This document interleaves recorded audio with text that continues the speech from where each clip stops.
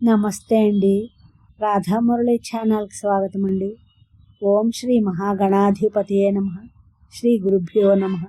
నమః శివాయ చ నమః శివాయ. ఐంకార హ్రీంకార రహస్యయుక్త శ్రీంకార గూఢార్థ మహావిభూత్యా ఓంకార మర్మ ప్రతిపాదినీభ్యాం నమో నమః శ్రీ గురుపాదుకాభ్యాం. నమో నమః శ్రీ గురుపాదుకాభ్యాం.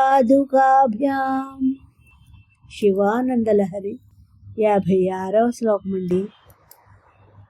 నిత్యాయ త్రిగుణాత్మనే పురజితే కాత్యాయని శ్రేయసే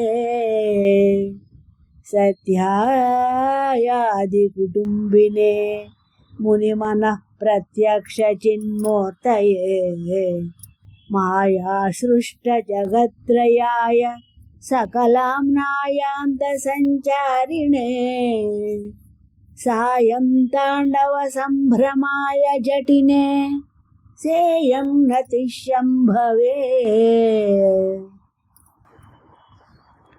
నిత్యాయ త్రిగుణాత్మనే పురజితే కాత్యాయని శ్రేయసే సత్యాయాది కుటుంబినే మునిమన ప్రత్యక్ష చిన్మూర్తయే మాయా సృష్ట జగత్రయాయ సకలాంనాయాంత సంచారిణే సాయం తాండవ సంభ్రమాయ జటినే సేయం నతిశంభవే. ఈ శ్లోకం యొక్క భావమండి.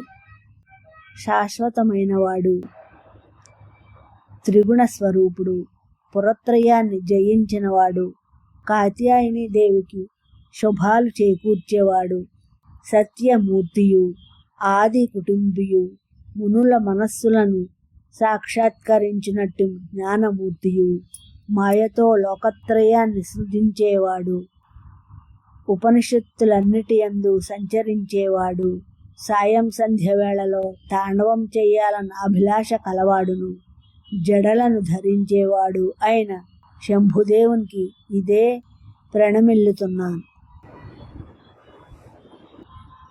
నా ఈ శ్లోకం మీ అందరికీ నచ్చినట్లయితే లైక్ చేయండి, షేర్ చేయండి, సబ్స్క్రైబ్ చేయండి.